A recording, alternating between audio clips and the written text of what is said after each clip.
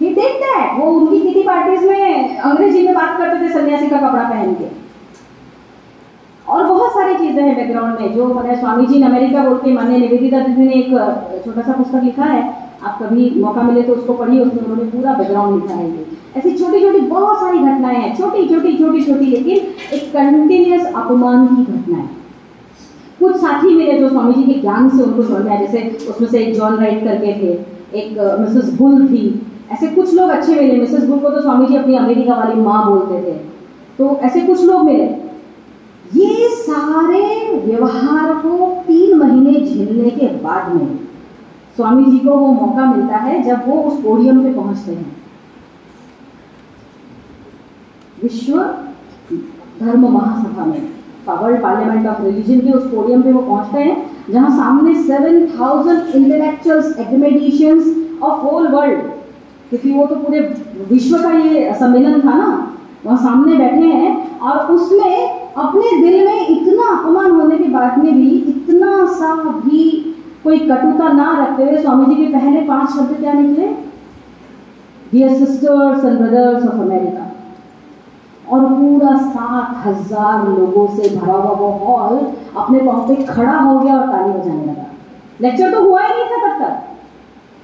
ये 5 शब्द से वो 7000 लोग अपने पांव पे खड़े हो गए।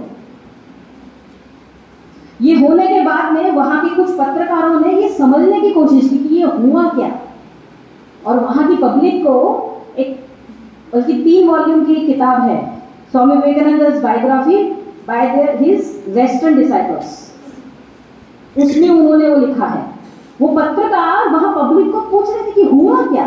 उन्होंने तो विवेकानंद ने तो, वो तो स्वामी विवेकानंद भी पूरा बोल नहीं पाते अमेरिकन्स ना, वो स्वामी स्वामी बोलते थे, तो स्वामी ने तो 5 ही वर्ड बोले, आप लोग खड़े क्यों हो गए, ताली क्यों बजाने लगे? मैक्सिमम लोगों का जो जवाब था कि शब्द हमको पता नहीं क्या हुआ, लेकिन ऐसा लगा जैसे सच में हमारा कोई भाई वहां से खड़ा होकर हमको आवाज लगा है।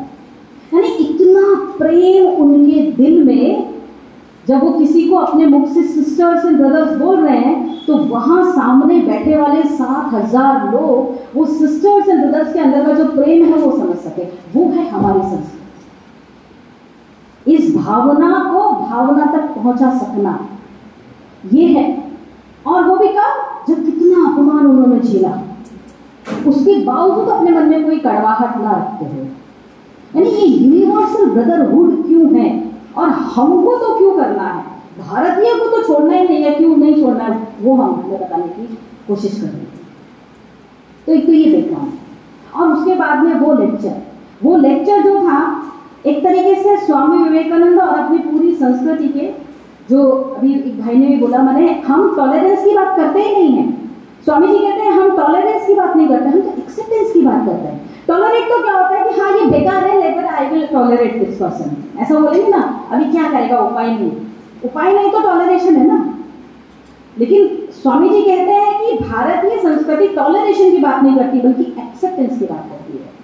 मेरा जितना सच है, मैं जिसमें बिलीव करती हूँ, मेरे जो डेटी है, मेरा जो अंदर का जो ईष्ट है, उसमें वो मेरे लिए जितना सच है ना, आप जिसमें भी बिलीव करते हैं आपका भी उतना ही सच है।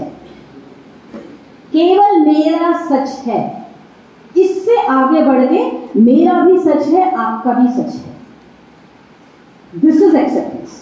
और इसकी ही बात स्वामी जी ने की। रोमा रोला करके एक फ्रेंच राइटर है, जिन्होंने ये सभा को अटेंड किया था और पूरा थ्रू आउट जितने दिन वो चली उतने दिन अटेंड किया था। उन्होंने स्वामी जी के बारे में कुछ शब्द लिखे, मैं आपको पढ़ के सुनाती हूँ। उन्होंने तो बाद में वो इतना भावुक हो गए और इतना समझने की इच्छा हो गई उनके अंदर कि वो केवल स्वामी जी के बारे में नहीं लिखा, वो भारत आए, उन्होंने स्वामी जी के गुरु को जाना।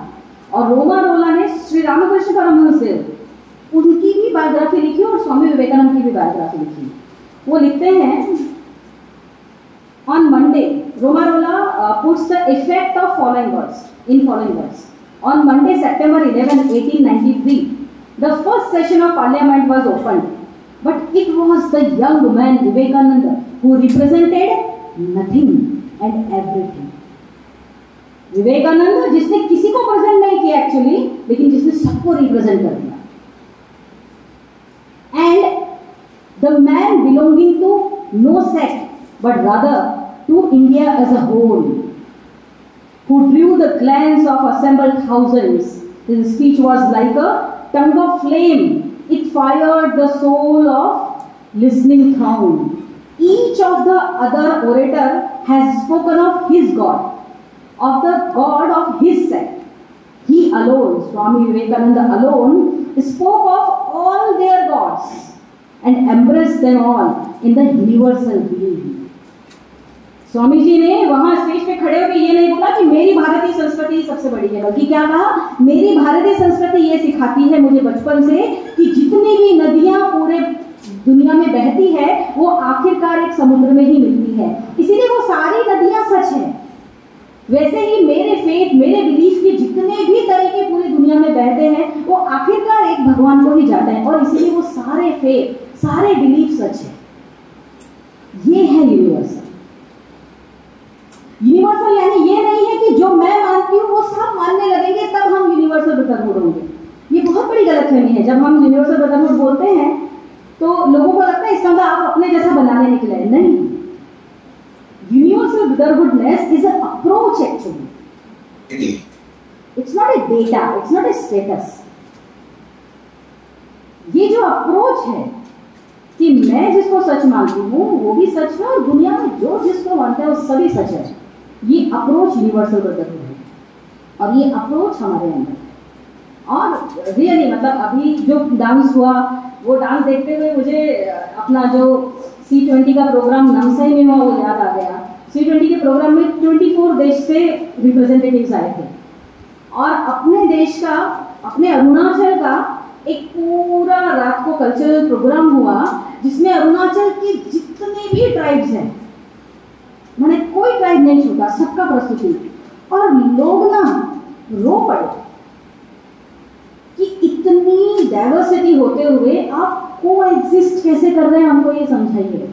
हमको सोचना ही नहीं पड़ता है, हमको कोई प्रयास ही नहीं करने पड़ते, हम अपने आप को एग्जिस्ट कर लेते हैं क्योंकि हमने तो बचपन से वही सीखा है। मानिए नेविका की एक उदाहरण देती है, मैं थोड़ा शॉर्ट में बताती हूँ आपको। जैसे हमारे घर में नई बहू आती है, शादी करके आएगा, है ना, तो वो जिसको भी मानता होगा, अभी घर के कोई डेटी होते होंगे जो हर घर में एक छोटी सी जगह होती है जहाँ पूजा की एक जगह होती है, वहाँ भगवान रहते हैं, भगवान बैठते हैं, घर का हर व्यक्ति जाके पूजा करता है।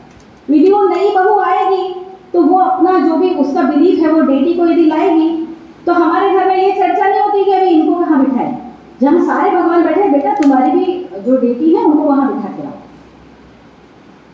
जब हम छोटे बच्चे को सिखाते हैं जो भगवान को नमस्कार करके आओ तो हमको कोई नाम लेके नहीं सिखाना पड़ता, वो भी नहीं पूछता कौन से वाले को नमस्कार करूं, सारे भगवान है, सारे सत्य है।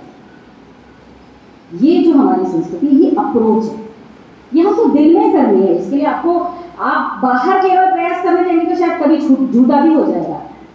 प्रयास दिल में करना है कि सबके लिए वो समान एक्सेप्टेंस, सबके लिए वो समान सम्मान, वो होना, वो होने से हमारी ये जो यूनिवर्सल अप्रोच है वो पूरी होगी। और इसीलिए स्वामी विवेकानंद का ये जो मैसेज है यूनिवर्सल ब्रदरहुड का, ये इसीलिए इंपॉर्टेंट हो जाता है और आज के समय में तो बहुत इंपॉर्टेंट है। हम जो है ना आज, क्योंकि G20 में जैसे स्वामी मोदी जी ने, हमारे देश ने वसुधैव कुटुंबकम की जब बात कर दी और वो केवल हमने नहीं पूरे दुनिया ने उसको स्वीकार किया, तो हम पूरी दुनिया के रूप में उस दिशा में जा रहे हैं। ऑब्वियसली प्रयास करने पड़ेंगे, ऑब्वियसली एक्स्ट्रा एफर्ट्स लगाने पड़ेंगे, लेकिन वो प्रयास हो सकते हैं, हो रहे हैं, हम उस दिशा में हैं। तो हम आज की जो जनरेशन है वो सही समय पे आई हुई जनरेशन है, हमने वो सही दिशा में प्रयास जारी रखे हैं। हमारी अपनी क्लैरिटी, दो चीजें हैं इसमें जो हमको बेसिक समझनी है। पहली चीज है क्लैरिटी ऑफ थॉट, ये जो अप्रोच है इसको क्लियर रखना, उतना ही जरूरी है टू बी रूटेड, ये भी ध्यान रखना। अपने फेथ में रूटेड रहने से आप वो सम्मान बाकियों को दे पाएंगे।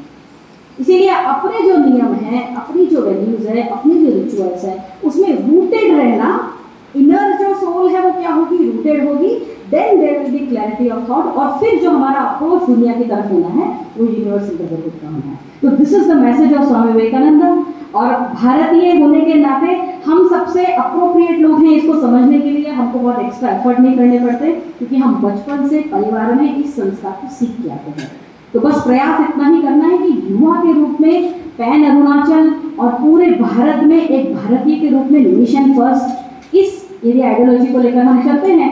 तो यदि हमारा देश आगे जाएगा तो हमारा देश तो दूसरों को पीछे करने के लिए आगे नहीं जाता, बल्कि सबको साथ में ले जाने के लिए आगे जाता है। नमस्ते।